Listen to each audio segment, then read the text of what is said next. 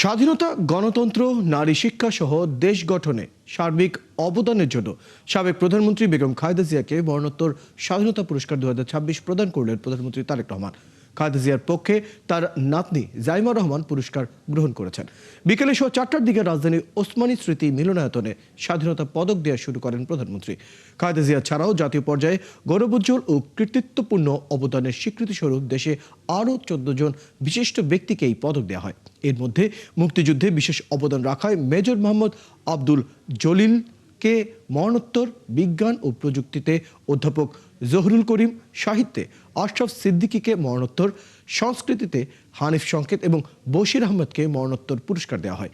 ক্রীড়ায় জবের রহমান লিনু এবং সমাজসেবায় অবদান রাখায় মরণোত্তর পুরস্কার পান ডাক্তার জাফরুল্লাহ চৌধুরী।